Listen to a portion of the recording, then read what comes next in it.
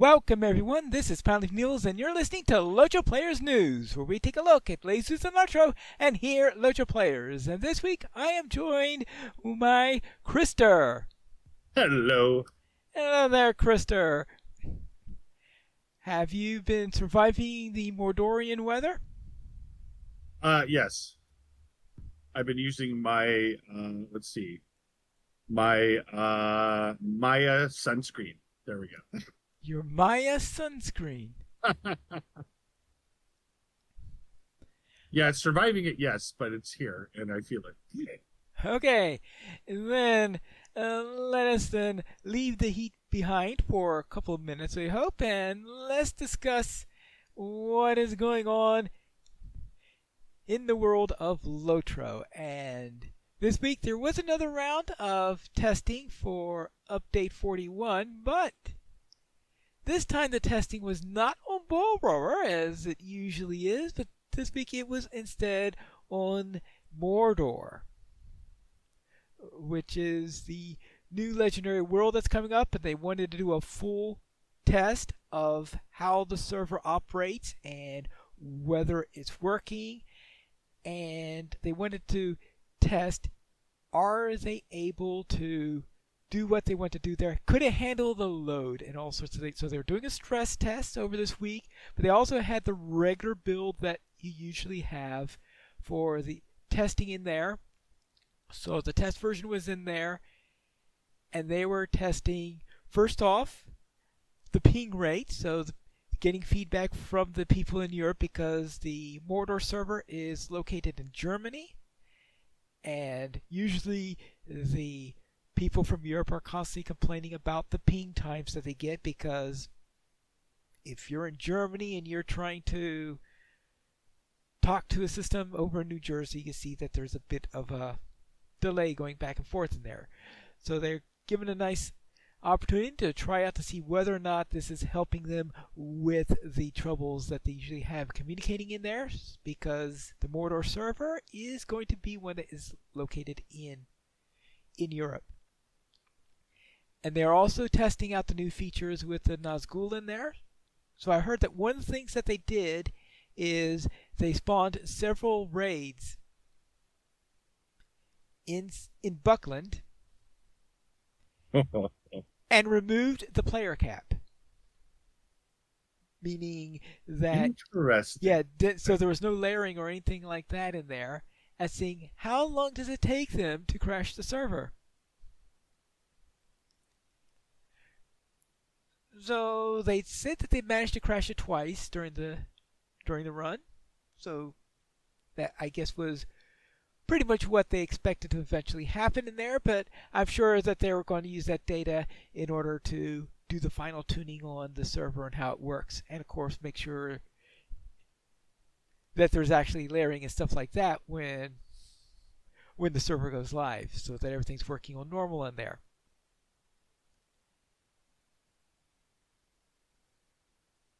So yes, and the Mordor server says Mordor and the Vale of the Nine Update 41 Beta 3 is hosted on our new European-based 64-bit Select Mordor EU in Server Select from your Borer launcher to begin your adventures in this brand new server. And they had a special event in there that was hosted by Vastin, where ring raids will storm the lands, intent upon spreading darkness across Middle-earth. Only the very powerful groups will be able to defeat the advancing threat. And that was done on Wednesday afternoon. They were originally planning to do it on Tuesday, but there were delays in getting everything done. And I'm sure they would have loved to have done it on Tuesday, but they weren't ready in there. I think they finally got the server up on Tuesday, but it was too late by that time in order to host such an event at a convenient time for the people in Europe. The idea was to get as many people from Europe on there at the same time, and maybe the occasional person from the US, and hearing what their complaints were this time about the ping rates. Now note that when the Mordor server does go up, there will be another one called Angmar, and that one will be hosted in the same location as the rest of the servers are currently. So therefore there will be one on the US side and one on the Europe side. And on top of that, there of course were the usual updates that we were getting in there. Birding, it still says coming soon, so they had elements of this exciting new hobby have been implemented. However, it is still not quite ready for feedback. Please take a look at the new birding tab on the collections panel to preview the information of all the beautiful birds that you will be able to add to your journal. Now, because of the delays in there and because of the shortened time for the testing that was in there due to the fact that there were no server transfers, I don't like dealing with the Isengard Tavern, so I tend to either be starting on a low-level character or transfer characters over. So because of the troubles that they had and not being able to transfer anyone over to there, I wound up not logging into the test server this weekend here. I'm hoping that maybe they'll have some stuff all nice and ready next week when we'll have a full week without a holiday right on Thursday, which is what caught everything short. Since everyone, Stone Games was closed on Thursday, and so many people were off on vacation on Friday that it wasn't worth trying to attempt to have a build or anything like that up at the time. Yeah, I was kind of saying with my company, they just should have went ahead and given us Thursday, Friday, because almost everybody took Friday off too. Yeah, and in fact, that used to be the way things worked in my company, but there were, over the last few years, a couple of changes in the holiday schedule in which we had, so not anymore then.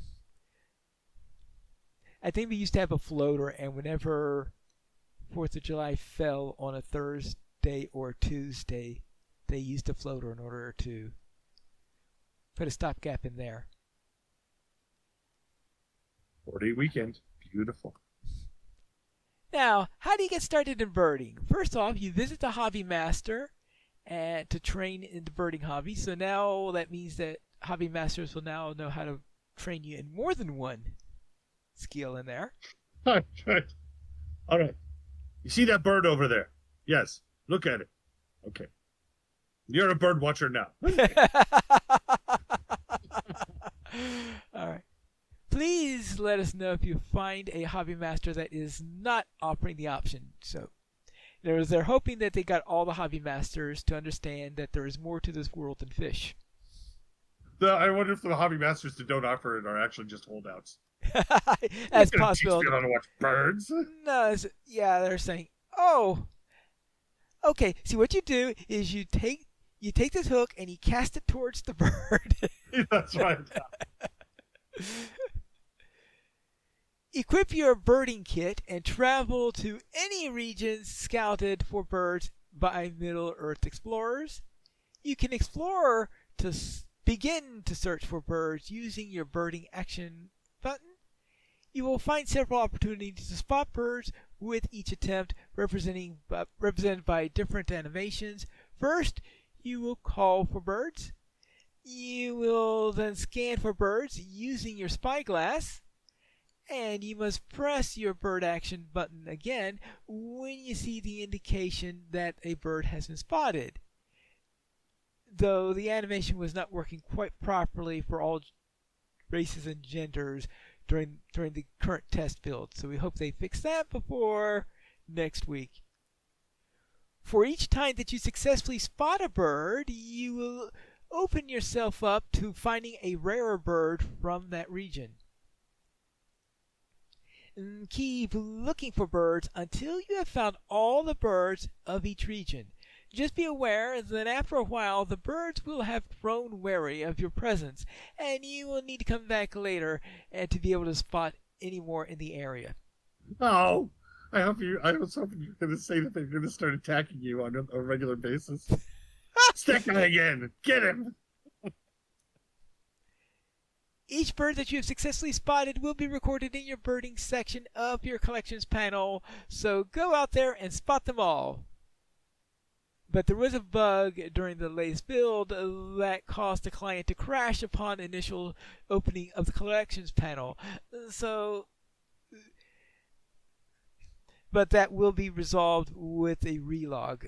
So I guess it didn't happen all the time. It was the first time that you ever opened it. We'll just hope they have that addressed by the time they actually have released. Well, they just have to build it into the kind of the lore of birding. For all bird watchers, the first time is difficult. As long as you persevere. As long as you persevere. Okay. And concerning quest deeds and adventure areas, the deeds Captains of Minas Tirith, the Masters of Minas Tirith, and Wardens of Minas Tirith should once again bestow properly when you approach the appropriate NPCs. Okay, that's good to hear. And the Barrel Downs quest, Digging in the Dirt, now has quest guides that are easier to see on the map. Always useful. I suppose that means that the only reason why I've been finding them currently is because I've done it so many times that, that I know where they're at. Yes. As for the Entmores, Bring Them Low now has a return to Tordor as outlined, and Cleave the Enemy now teleports to the camp and no longer mentions the random location.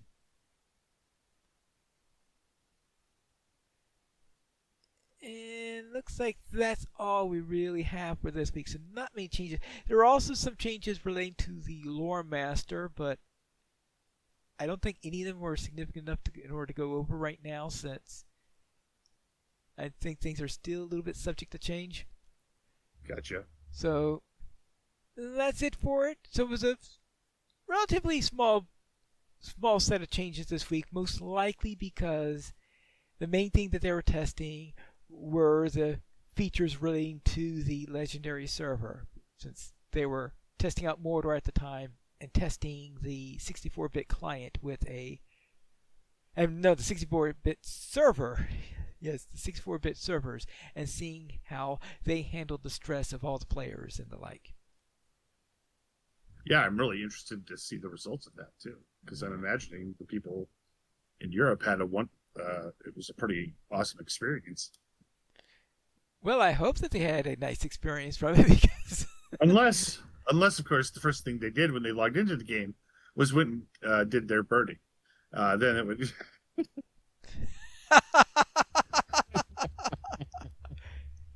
See, so actually what happened is the ring raids, they were setting up free people traps near the birds.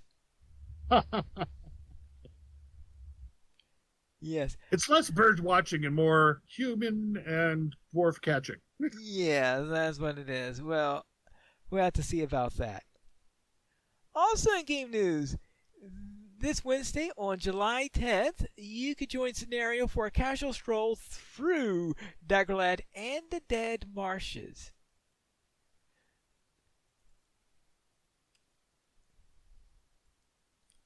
And that means he'll be doing his usual thing by going through there. Now, he's going to be doing that, I believe, during the downtime, because on Wednesday they are expecting to have a slightly longer than usual downtime for maintenance.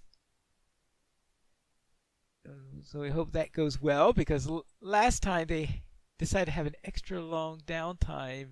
It was a little bit longer than they expected.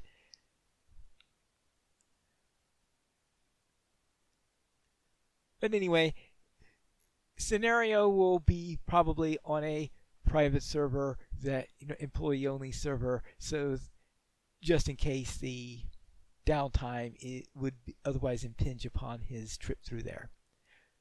But anyway, he's getting ready to go into Mordor, so that'd be a casual stroll to Mordor then? Nothing casual, like a stroll to Mordor. All right. And finally, I told you earlier that they're having trouble with character transfers onto the Mordor server. What I didn't know was that the trouble was with character transfers in general.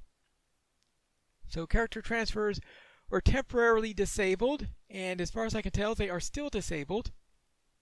So I suspect they found that out late on Wednesday just before the holiday and haven't had a chance in order to resolve the issue. So we can hope they resolve that as quickly as possible and that everything will be ready by the time the servers get back up for next when they reopen the test servers for the next round of testing. And that's it for our game news this week. So let us head into our store sales, and it looks like, Krister, you've got a mouthful here. Yeah, this is almost like there and back again. So this is your final week of summer sales this week, and I'm assuming we mean the week coming up, not this week ending. This week you get 35% off account-wide mounts, 50% off plus 20% mount speed boosts, 75% off writing traits, and that's through July 11th. Double bonus points are back. Get twice the bonus points in the LOTRO store through July 14th. Also, you have special deals in the LOTRO market. These are starting at 9 a.m. on July 4th through July 11th. So you're going to get either, 30% off, 30% off the Fate of Gundabad Standard Edition, 40% off Fate of Gundabad Collector's Edition, or 60% off Fate of Gundabad Ultimate Edition, 30% off the War Peaks Standard Edition, 40% off the War Peaks Collector's Edition, 60% off the War Peaks Ultimate Edition, or 40% off Minas Morgul Standard Edition, 60% off Minas Morgul Collector's Edition, or 75% off Minas Morgul Ultimate Edition, and then 75% off Mordor Standard Edition.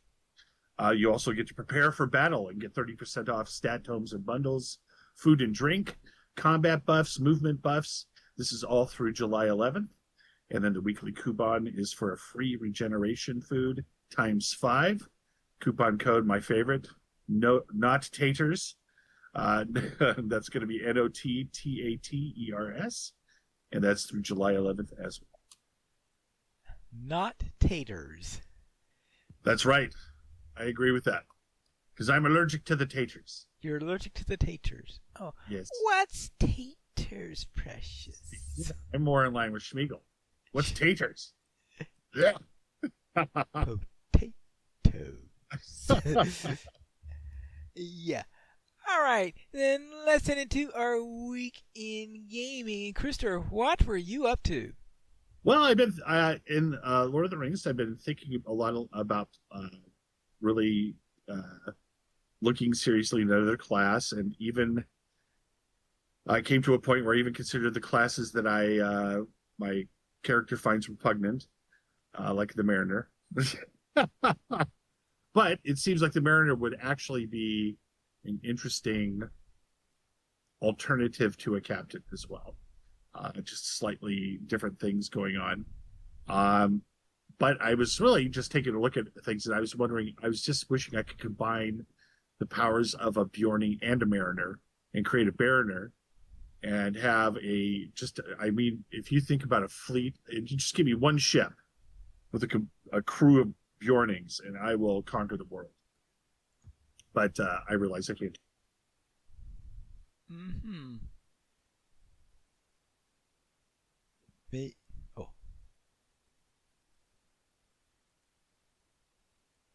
So it was pretty crazy, all said and done. Did I just disconnect and come back? No, somehow I accidentally left the channel, so. Oh, okay. I was like, wait a sec, was I just talking to myself this entire time? Which I think I was, right? So anyway, so White. Okay. Anyway, these Bjornings, they are turning themselves into bears and not into some sort of water mammal or something like that. Water bears. Aren't those what they call? What are those little guys? Oh my goodness. Tardigrades. Tardigrades. Thank you very much. Yes. Oh, if I had a crew of giant, shape-changing tardigrades, I don't know what I could rule. I could rule something. Changing tardigrades. Yeah, because the Bjornings switch from rare form to banned form. So if you had Right. the tardigrade, and the tardigrade would have 4 more limbs. Uh, I like the way you're going with this. Okay. And then so anyways, taking a look at some of the different classes to take a serious look at, the lore master is still kind of high on the list as well, just because I always felt like the if you were playing a captain good, there it was kind of a nuanced. There's a lot of little bits and pieces to it, a subtlety to it, and I feel like the lore master can be the same way once you understand how to play him. And my favorite part of playing, of course, is understanding your character well enough that when adversity hits, you don't panic. You simply change your tune a little bit to adjust for what's going on, and everything's fine. So I feel like the lore master might be a good parallel as well. And then besides my LOTRO ponderings, this week was just really incredibly busy at work, so I didn't have too much time, but did some Enshrouded, which is a pretty fun game. And then just basically like the kind of the sentiment you were talking about, the holiday week being weird. Looking forward to the weird week being over and a normal week next week. So finally, what were you up to? All right. We'll begin with LOTRO, where my warden was continuing on helping the members of the Kindred of the Coin. So we ran the penultimate part of the little series on there. And so I'm hoping that next week we'll be able to find out, all right, what happens when you have done all of these favors for the Kindred of the Coin? Do they declare war on you, or do they... That would be a great twist, wouldn't it? Yes. We throw you to the crocodiles and the Darlash. Yes. Okay, and for the field trip, our merry crew found out that in large quantities, spider venom could be deadly. Isn't that in small quantities too? I mean, well, you got to remember is that when you go about scouting the various places, the elf says, well, from this, in small quantities, this venom need not be deadly. Or need not be fatal. That's right. Need not be fatal. It's like, the most ensuring, spectacularly way in which to recommend something, the most underwhelming recommendation you have ever heard. This need not be fatal in small quantities. And you're going to a place where the only thing you can say about spider venom in Scuttledells is it's not in small quantities. Right. Then also, for the field trip, that's right, that was the field trip we were talking about in there.